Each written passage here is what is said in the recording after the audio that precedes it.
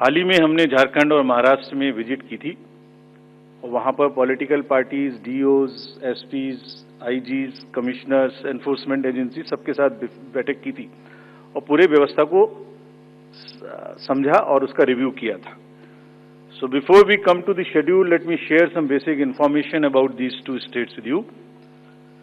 Total districts in Maharashtra 36 with 288 assembly constituencies, of which 234 are general and scheduled tribes constituencies 25 and SC constituencies 29.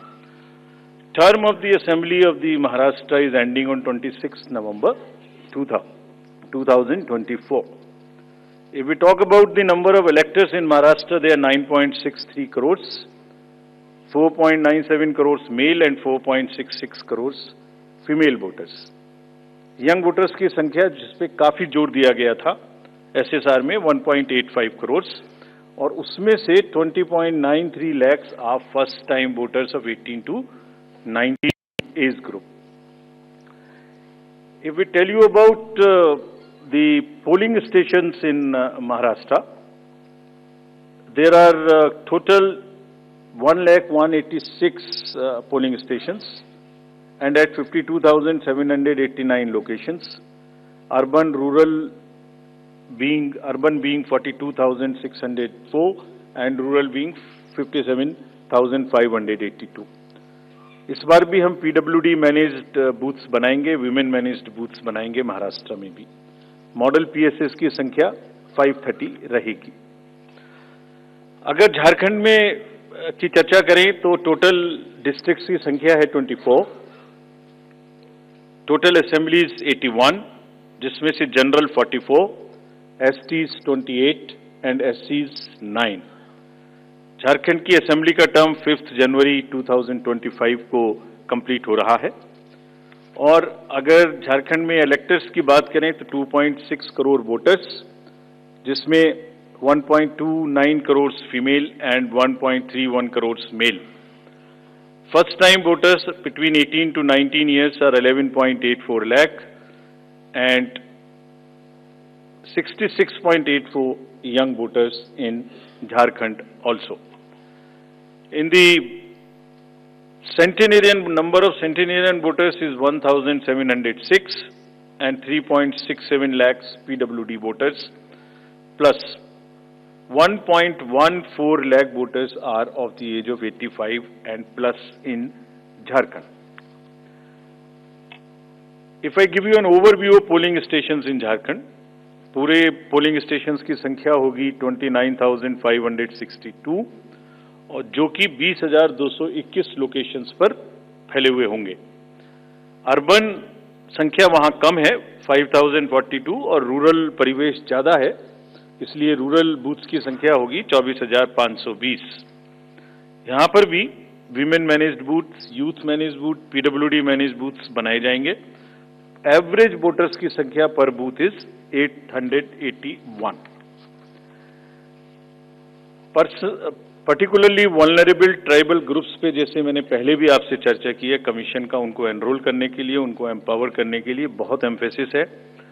Maharashtra में 3 PVTGs हैं, Katkari, kolam and मारियागौंड, और झारखंड में 8 particularly vulnerable tribal groups हैं जिनकी आबादी 1.78 लाख है.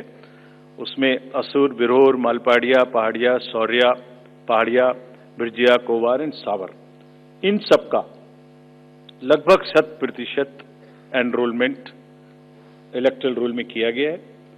सभी डीओज ये कोशिश करेंगे कि जो भी बूथ्स इनके यहाँ बने वो एक बहुत सहज इनके ही परिवेश में बने और इस तरह की स्वीप एक्टिविटी करें कि वो सबके सब अधिकतर मात्रा में अपने मतों का प्रयोग कर सकें.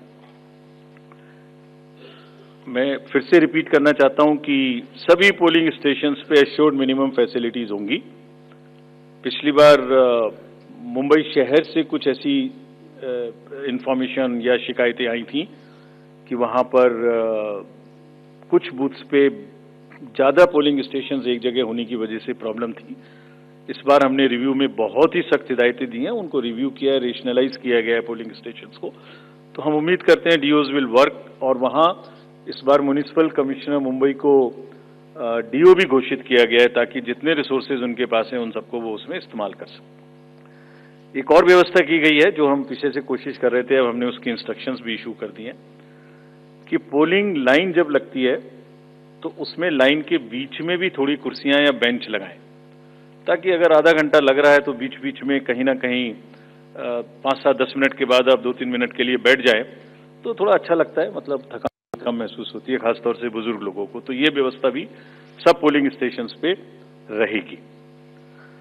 Friends, if I come to the next, ease of voting for senior citizens PWDs, this will be followed. You have all the experience of the pan-India coverage of facilities for the persons with disabilities and senior citizens.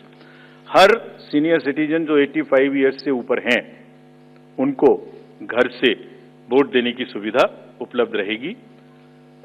Form 12D वितरित किए जाएंगे सबको, और जो भी उसको भर के देते हैं उनके पास में हमारी टीम वोट लेने जाएगी और जाने के समय में सभी कैंडिडेट्स को लिखित में उस रूट चार्ट का और उस जगह की सूचना देगी ताकि वो साथ में एकम्पनी कर सकें और उनको ऐसा महसूस ना हो कि किसी के घर पर किसी ने प्राइवेसी ऑफ द वोट को नहीं मेंटेन किया। They are entitled, they are welcome to participate and go along with the polling parties to the houses of the senior citizens and PWDs।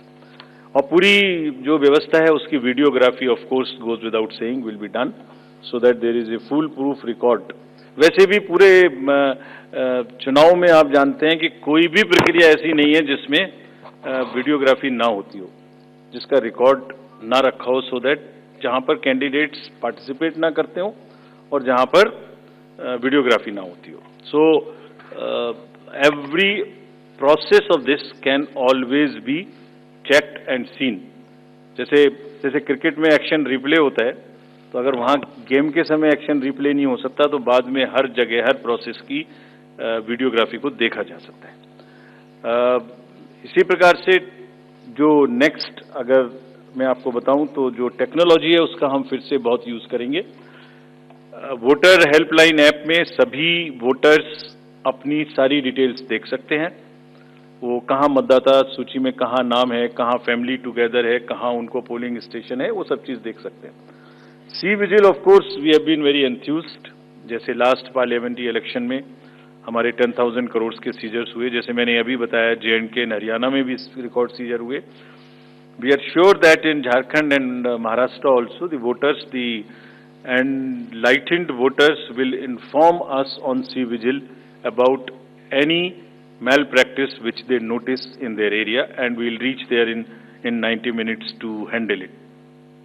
सभी कैंडिडेट्स जिनकी क्रिमिनल बैकग्राउंड है उन्हें अपनी सूचना देनी पड़ेगी 3 बार पेपर्स में, और सभी voters as a matter of right can see on our app which is KYC Know Your Candidate.